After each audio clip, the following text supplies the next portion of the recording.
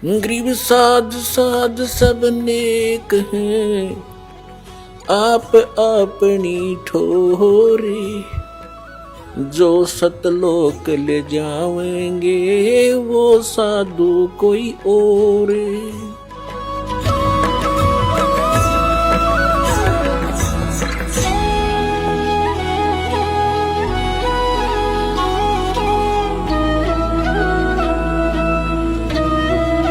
पुण्यात्माओं, दास के इस प्रयत्न को निंदा या किसी का वो नहीं समझना, एक परोपकार समझना। कई भक्त कहते हैं आपके गुरुजी जो है निंदा करते हैं दूसरों की, नहीं। जैसे एक बार किसी ने 500 के नोट नकली छाप लिए और वो ठग रहा था जनता को। सरकार को पता चला और ओरिजिनल और डुप्लीकेट दोनों साथ साथ दिखाए थे कि ये ओरिजिनल है, इसमें ये लक्षण है, ये डुप्लीकेट है। अगर ऐसा हो तो उसको ग्रहण ना करना, वो नकली है। तो कोई ये कहे कि निंदा कर रहे हैं क्यों किसी के नोट को बेकार बता रहे हैं, तो वो निंदा नहीं थी, महापरोपकार का कार्य था सरकार का। लाखों लोग बच गए ठगने से, तो दास का वही प्रयत्न समझ लेना, ये किसी की निंदा नहीं है, ये महापरोपकार का कार्य कर रहा है। अंत में देखना इसका कितना अच्छा रिजल्ट आएगा।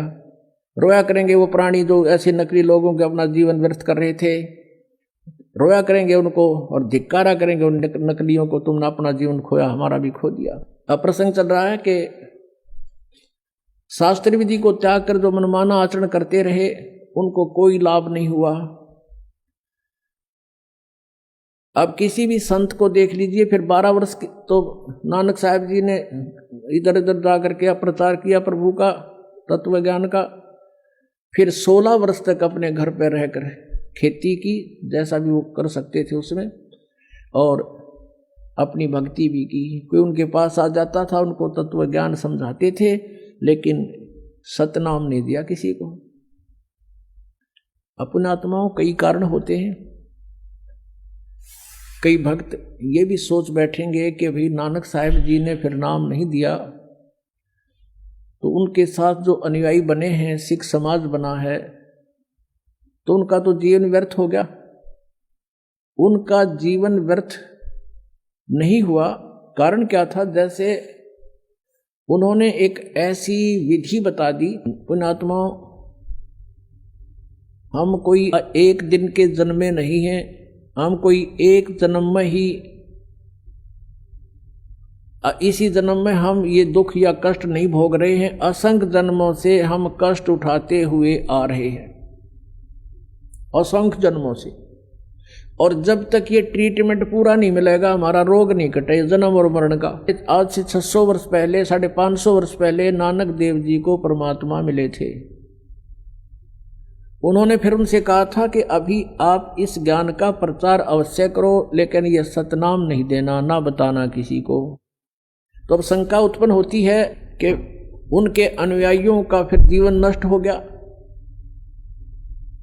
जैसे उनकी जन्म साखी में, समुद्र की साखी में प्रमाण है, बाला और मर्दाना ये दो भक्त बहुत अच्छे सेवक थे, श्रद्धालु समर्पित थे नानक जी पर। तो आदरणीय नानक साहब जी के साथ ही रहते थे। उनके सतलोक गमन के उपरांत जो द्वितीय सेकंड जो अधिकारी हुए नानक साहब जी के, वो अंगद देव थे। उन्होंने बाला और मर्दाना से पूछा कि आप उनके साथ रहते थे, गुरुजी कैसी क्रियाएं करते थे, कैसे रहते थे, वो सब कथाएं सुनाई। एक समय की कथा सुनाई कि जब हमने प्रार्थना की नानक साहब जी से कि हमें श्रीलंका दिखाओ, तो उन्होंने कहा आंखें बंद करो। हमने आंखें बंद करी और कहा खोलो, तो खोली। हम समुद्र के किनारे खड़े थे। आदरणीय नानक साहब ने कहा कि मेरे पीछे पीछे आ जाओ इस समुद्र के ऊपर, जल के ऊपर, और वाहे गुरु बोलते रहना। मर्दाना और बाला वाहे गुरु करते हुए चल पड़े। जब मर्दाना ने देखा कि गुरुजी तो ओम सोहम का जाप जप रहे हैं बोल बोल के, तो मर्दाना भी ओम सोहम कहने लग गया। वो जल में डूबने लगा। आदरणीय नानक साहब ने कहा कि मर्दाना तू मेरी नकल ना करे, मैंने जो कहा तू वही बोल। मर्दाना फिर वही वाहेगुरु वाहेगुरु करने लगा, फिर जल के ऊपर थल की तरह चल पड़ा। अब ये लीला नानक साहब जी ने क्यों किया? उन्होंने परमात्मा चाहिए था और परमात्मा ही उनको गुरु रूप में मिले थे आकर के। वो कहते हैं जो गुरु वचन पर डट गए कट गए फंद 84 के, गुरु वचन निश्चय कर माने पूरे गुरु की सेवा ठाने।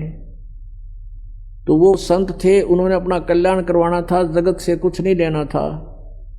अब यहाँ थोड़ा सा प्रमाण आपको दिखाते हैं। पुण्यात्माओं, ये अध्यात्म ज्ञान है, जब तक आप इससे ओतप्रोत नहीं हो जाओगे, आपका मन टेकन ना दे तुमने, आपके मन के सारे शिकंजे काट देने, सबकी ये खत्म कर देने इसकी सारी बकवाद, ताकि वो सेट हो जाए और आपने तंग ना करे, भक्ति कर लेने दे। इसलिए सब प्रमाण उन महापुरुषों के दिखाए जा रहे हैं, ताकि ये मन बकवाद छोड़ दे और आपका सहयोगी हो जाएगा। और जब ये आपका सहयोगी हो जाएगा, यो काल का एजेंट है, इसकी स्पीड बहुत जबरदस्त है, फिर यो इधर भी डूंडा उठा देगा।